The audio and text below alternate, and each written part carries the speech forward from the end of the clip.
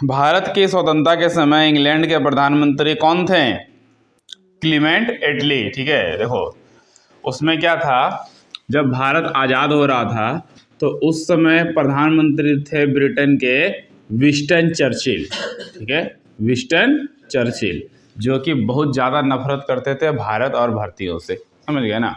ये कहते गांधी जी को नंगा फकीर, पढ़े होगे 10th में है। ठीक है, तो विंस्टन चर्चिल जो है उसमें चुनाव हार गए थे और लेबर पार्टी के नेता, ये जो क्लीमेंट एटली है ये किस पार्टी के थे?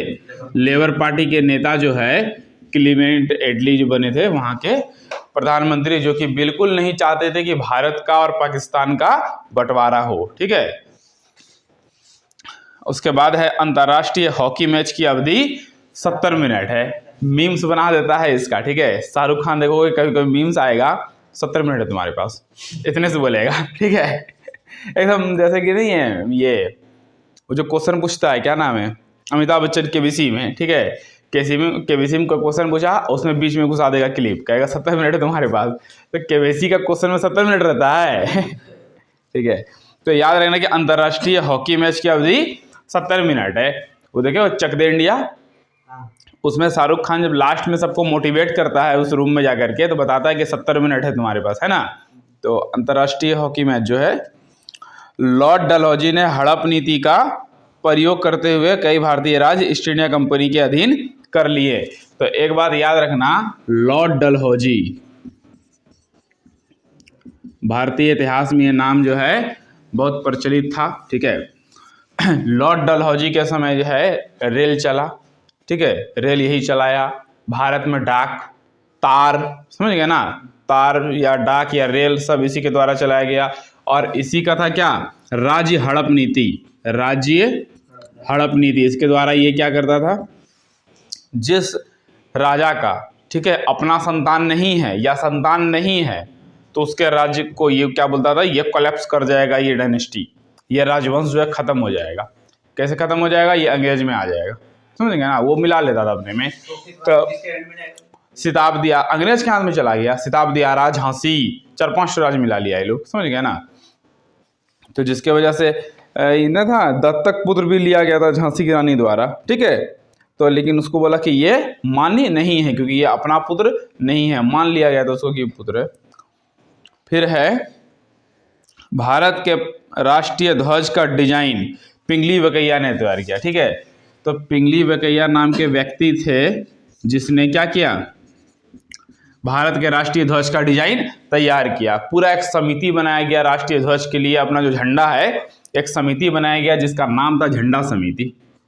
झंडा समिति, और झंडा समिति का जो अध्यक्ष थे ये थे जेपी कृपलानी। ये भी क्वेश्चन इंपॉर्टेंट है कि झंडा समिति के अध्यक्ष कौन थे। जैसे प्रारूप समिति के अध्यक्ष थे डॉक्टर बी आर अम्बेडकर। ठीक है, तो अलग अलग समिति बनाया गया जिसके अलग अलग अध्यक्ष थे। तो झंडा समिति के अध्यक्ष कौन थे उस समय, जेपी कृपलानी थे।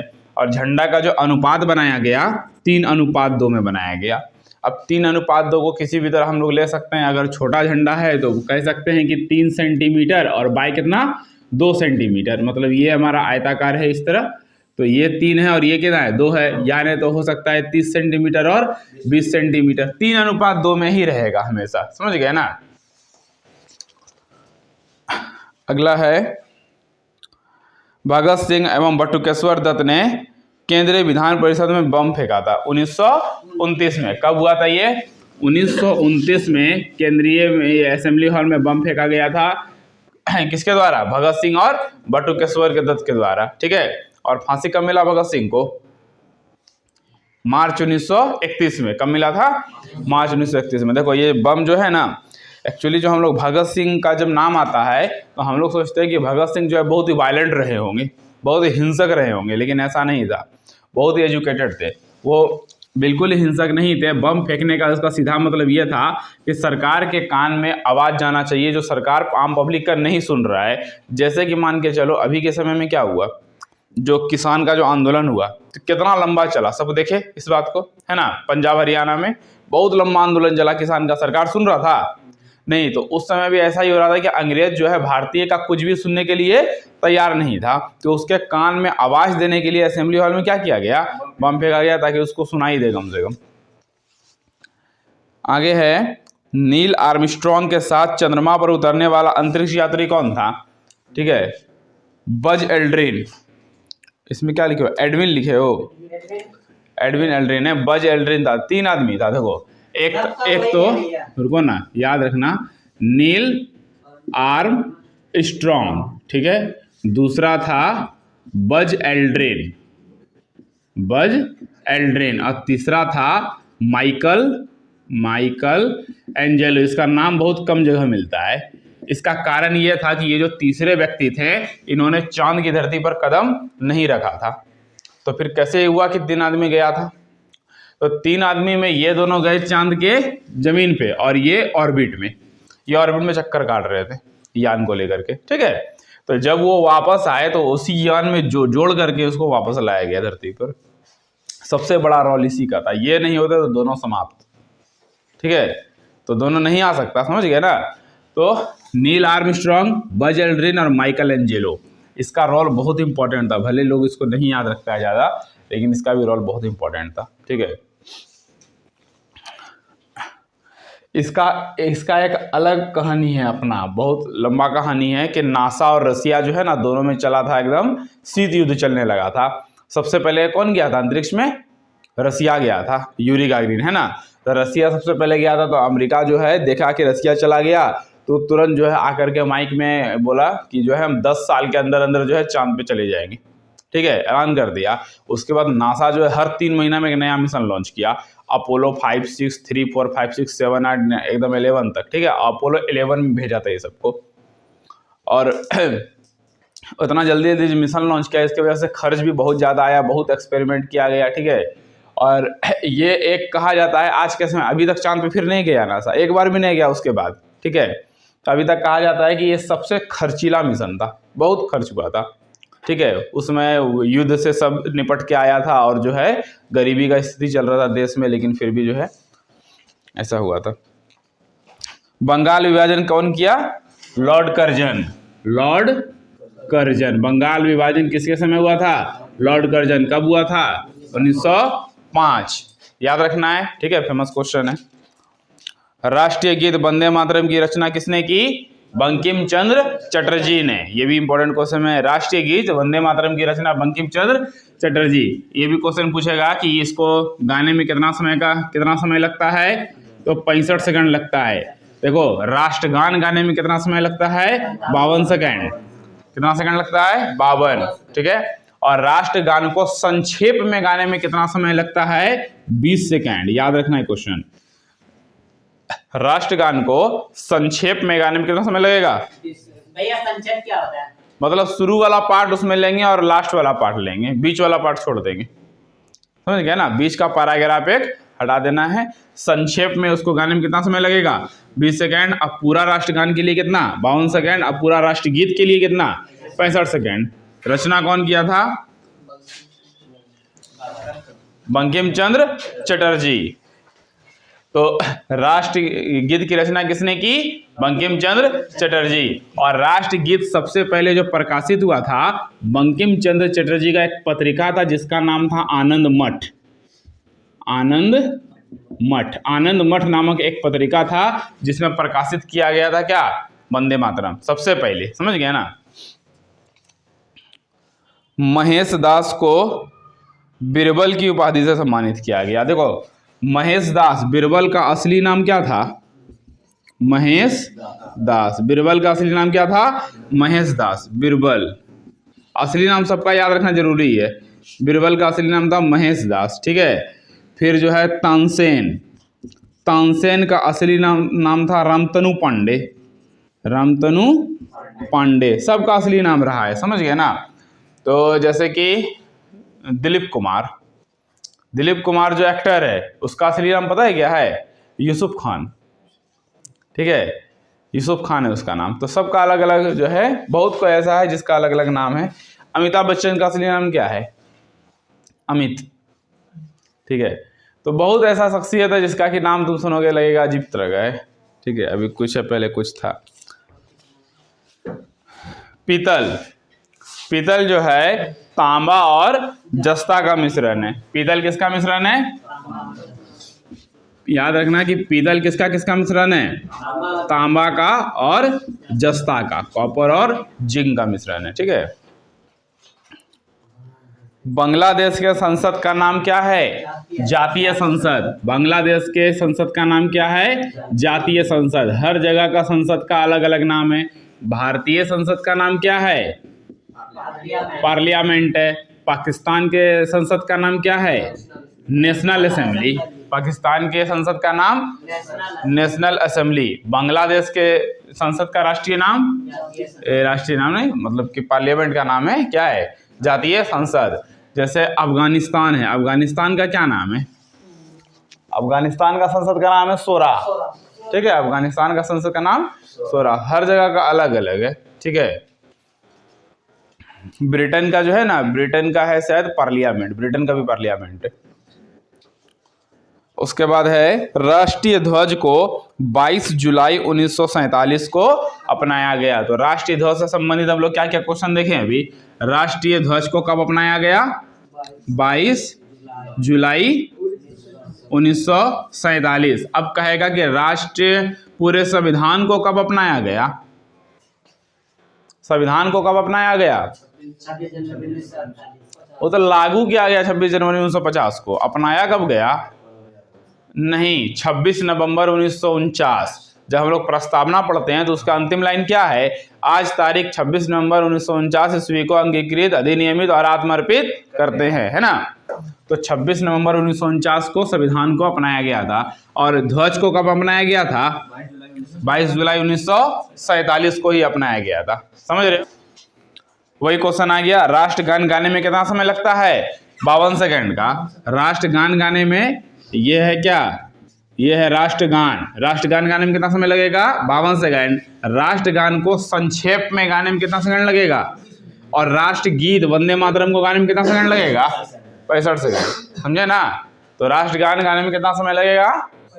माने गाने में। अभी हम क्या बोले, कहाँ ध्यान है?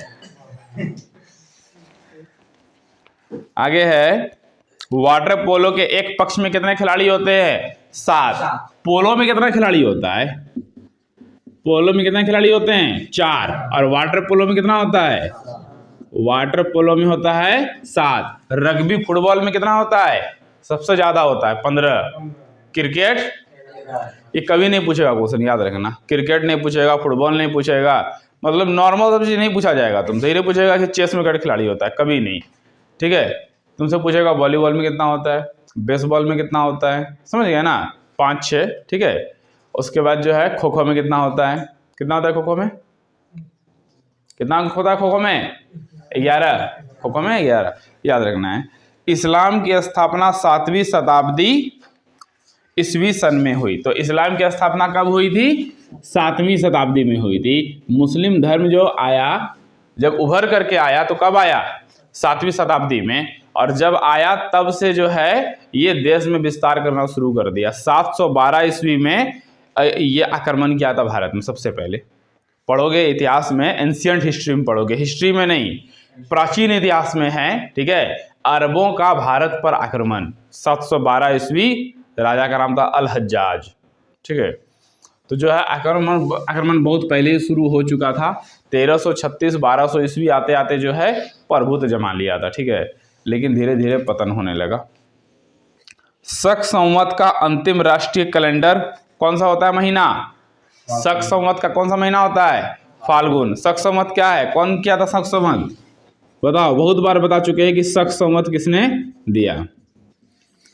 कनिष्क। शक संवत किसके द्वारा लाया गया? कनिष्क। और कब? 78 ईस्वी में। कब? 78 AD में, है ना। और विक्रम संवत कब? विक्रम संवत 58 ईस्वी पूर्व, ये हो गया BC, ठीक है, ईस्वी पूर्व। ये था विक्रम संवत, ये विक्रम संवत है 58 ईस्वी पूर्व। और शक संवत कब है? 78 AD, जो प्रेजेंट अभी चल रहा है। जैसे 2000 बढ़ते गया 78 के बाद 69, लेकिन इसमें क्या होता था? घटते जाता। 58 के बाद क्या हुआ? 57, फिर क्या हुआ? 56, इस तरह घटते चला गया, ठीक है। तो ये है ईस्वी पूर्व, और ये क्या है? AD, है ना। Anno domini, before the birth of Jesus Christ, दोनों का फुल फॉर्म है। ठीक है। तो शक संवत, विक्रम संवत, हिजरी संवत हो गया ये इस्लाम वाला हिजरी संवत। कब आया हिजरी संवत? हिजरी संवत नहीं 700 में नहीं, हिजरी संवत आया 622 ईस्वी में।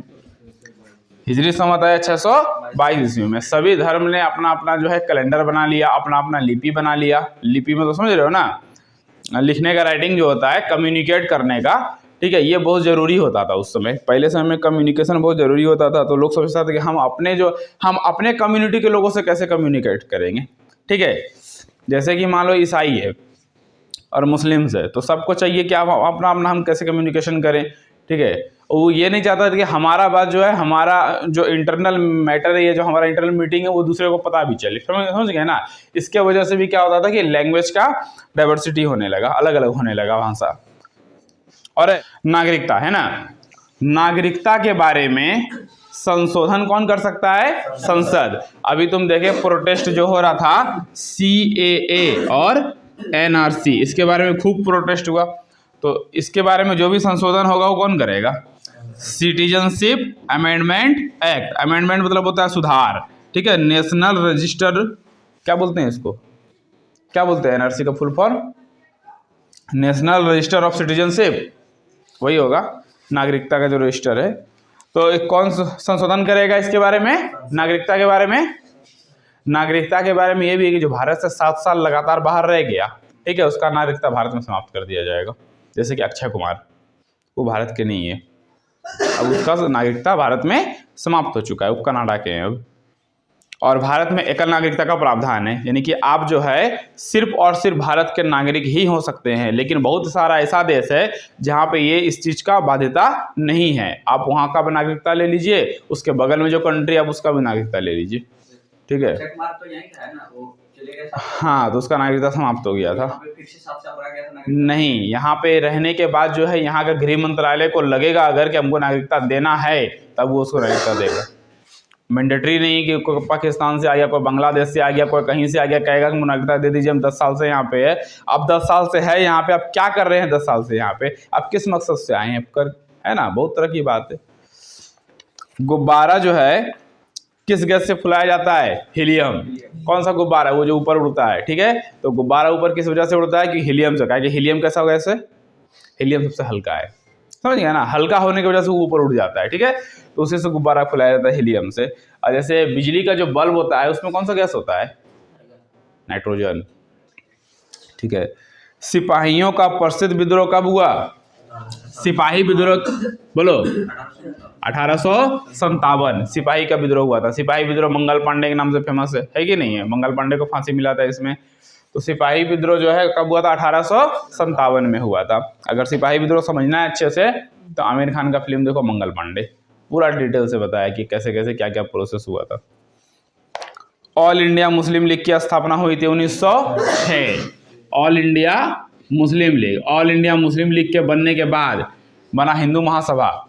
ये बना वीर सावरकर के द्वारा, ठीक है। सावरकर जिसको काला पानी का सजा मिला था, 9 साल करीब वहाँ काला पानी का सजा काटना पड़ा था उसको, ठीक है। उसके बाद जो है पटिशन दिया, दया याचिका देने के बाद अंग्रेज उसको छोड़ दिया था, ठीक है। तो 1906 में जो है क्या आया था? मुस्लिम लीग। कौन किया था इसको?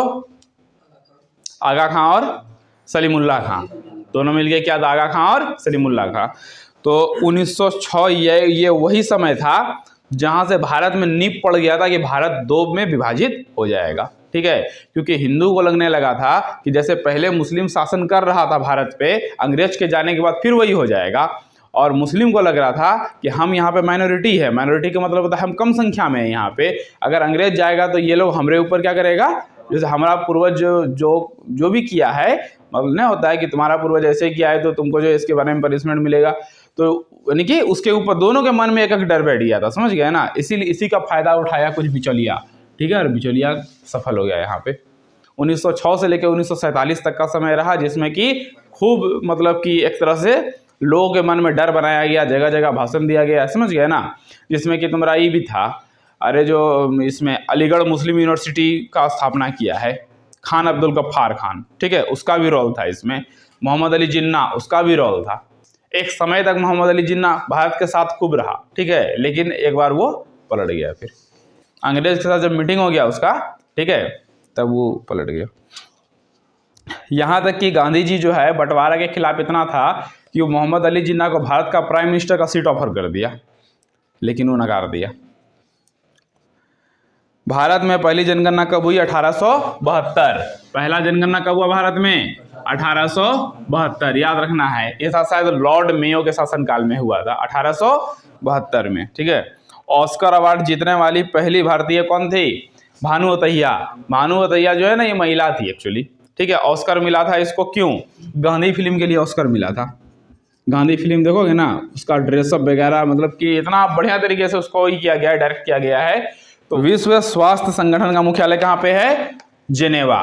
विश्व स्वास्थ्य संगठन वही WHO जिसको कहते हैं, जो अभी कोरोना में इमरजेंसी डिक्लेयर कर दिया कि नहीं ये एक तरह का इमरजेंसी है, पेंडेमिक है, ठीक है। पेंडेमिक होता है जो पूरे दुनिया में आता है, ठीक है। एक होता है एपिडेमिक। एपिडेमिक वो हो गया जो एक, जैसे कि मान लो एक कंट्री में आया या एक क्षेत्र में आया, जैसे कि चिकनगुनिया आया था ना। चिकनगुनिया तो सुने होंगे, एक तरह का वायरस है या बीमारी है, बुखार है, बच्चा का बुखार है, यहाँ यूपी में आया था खाली। तो एक क्षेत्र में जो आएगा उसको कहेंगे एपिडेमिक, और जो पूरे वर्ल्ड, ऑल ओवर वर्ल्ड में आएगा उसको कहेंगे पेंडेमिक, ठीक है। सत्य के साथ मेरे प्रयोग, एक्सपेरिमेंट विथ माई ट्रूथ, ठीक है। ये लिखा गया था गांधी के द्वारा। गांधी के द्वारा लिखा गया था एक किताब, एक्सपेरिमेंट, क्या था? Experiment, my experiment with truth, सत्य के साथ मेरे प्रयोग। यानी गांधी का कहना था कि आप अगर सच बोलते हैं तो आपको भले उस समय में हो सकता है कि आपको लग रहा हो कि ये हम गलती कर दिए, लेकिन बाद में आपको इसका रिजल्ट अच्छा मिलता है। ये एक एक्सपेरिमेंट किया गया था, एक प्रयोग किया गया था। शेरशाह सूरी का मकबरा कहाँ है? सासाराम। शेरशाह सूरी का मकबरा सासाराम में है। शेरशाह सूरी वही था जिसने सबसे पहले रुपया का सिक्का चलाया, ठीक है। ग्रैंड ट्रंक रोड इसी ने बनवाया, शेरशाह सूरी। बहुत इंपॉर्टेंट क्वेश्चन है, बिहार का ना, बिहार का, हाँ टेक्स्ट बुक में था क्वेश्चन। तो ये क्वेश्चन जो है मतलब इंपॉर्टेंट क्वेश्चन, इसको मान के चलो, समझ गया ना। शेरशाह सूरी का मकबरा कहाँ पे है? सासाराम में। ग्रैंड ट्रंक रोड इसी ने बनवाया, रुपया का सिक्का इसी ने चलाया। इसका बेटा का नाम था इस्लाम शाह, ठीक है। शेरशाह सूरी का बेटा का नाम इस्लाम शाह था। शेरशाह सूरी वही व्यक्ति है जो कि हुमायूं का गद्दी से उतार दिया था, ठीक है। बाबर आया सबसे पहले, बाबर जीत गया। बाबर जीतने के बाद 4 को लड़ाई लड़ा, पानीपत, खानवा, चंदेरी और घग्गर, चारों जीत गया बाबर। बाबर जैसे गया, हुमायूं बैठा गद्दी पर। हुमायूं को बहुत जल्दी ये गद्दी से हरा दिया। कौन? शेरशाह सूरी। बिहार का था ये शेरशाह सूरी। ये क्या किया? हुमायूं को गद्दी से हटा दिया। हुमायूं 17 साल तक जंगल में भटका, समझ गए। वापस चला गया वो अपना पुश्तैनी घर अफगान, ठीक है। वहां से सेना लेके फिर आया, दिल्ली पे हमला किया। शेरशाह सूरी जब मर गया तब उसका बेटा को हमला करके हराया। शेरशाह सूरी के रहते हुमायूं उसको नहीं हरा पाया, ठीक है। तो इसका बेटा का नाम था इस्लाम शाह, वो थोड़ा कमजोर शासक था, उसको हरा दिया। हराने के बाद हुमायूं फिर से अपना गद्दी पाया। तब हुमायूं के, बाबर के बाद तुरंत हुमायूं ने राज किया। हुमायूं गद्दी पाने के बाद बहुत कम दिन तक राज किया। बाबर के बाद हुमायूं, बाबर के बाद हुमायूं, फिर शेरशाह सूरी, फिर हुमायूं। तब चला हुमायूं का बेटा अकबर, अकबर का बेटा जहांगीर, शाहजहां, औरंगजेब, तब चला। नहीं तो मुगल वंश समाप्त था वहां पर, समझ गए। तब मुगल वंश मजबूत हो गया। अकबर के आने के बाद जो है अकबर ने 49 साल शासन किया, कम समय नहीं होता है 49 साल। तो अकबर जो है विस्तार कर दिया। क्या करता था? क्षेत्र में, क्षेत्र बढ़ाने के लिए युद्ध कम करता था, शादी ज्यादा करता था। शादी कर लिया, दहेज में ले लिया क्षेत्र, काहे लड़ाई करेगा, ठीक है। तो यही करता था। अगला क्या है? देश में सर्वाधिक सोना कहाँ होता है? कर्नाटक। सोना सबसे ज्यादा कहाँ? कर्नाटक। कर्नाटक में जगह का नाम है कोलार। कर्नाटक में जगह का नाम क्या है? कोलार, ठीक है। अब मध्य प्रदेश में होता है हीरा। मध्य प्रदेश में होता है, मध्य प्रदेश का उस जगह का नाम क्या है? पन्ना। वहीं पर होता है क्या? हीरा। मधुबनी पेंटिंग का संबंध सबको पता है। अभी तुम डैम चले जाओ, मंदार चले जाओ, हर जगह तुमको पेंटिंग बना हुआ मिलेगा। तो वो जो पेंटिंग है वो कहाँ का है? बिहार के एक मधुबनी जिला का है, ठीक है। तो मधुबनी पेंटिंग का संबंध किससे है? बिहार से, जो कि वर्ल्ड फेमस है। वर्ल्ड फेमस है, बिहार में ही नहीं। तुम देखोगे विदेशी लोग अपना किताब में पेंटिंग का यूज करता है। अंग्रेज भारतीय क्षेत्र का अंतिम प्रमुख विस्तार डलहौजी के समय, अभी बताया डलहौजी का, ठीक है। तो डलहौजी जो है क्षेत्र का बहुत विस्तार किया अंग्रेज के लिए, ठीक है। नोबेल पुरस्कार कितने क्षेत्र में दिया जाता है? 6। नोबेल पुरस्कार कितने क्षेत्र में दिया जाता है? जैसे शांति के क्षेत्र में हो गया, साहित्य के क्षेत्र में हो गया, ठीक है, साहित्य हो गया ना, जो नोबेल वगैरह लिखता है, ठीक है। शांति किसको मिला है? शांति के लिए मिला है मदर टेरेसा को। साहित्य के लिए मिला है किसको? अरे क्या नाम है इसका, कि साहित्य के लिए ना, गीतांजलि रविन्द्रनाथ टैगोर, है ना। तो शांति हो गया, साहित्य, तो कुल 6 क्षेत्र में दिया जाता है।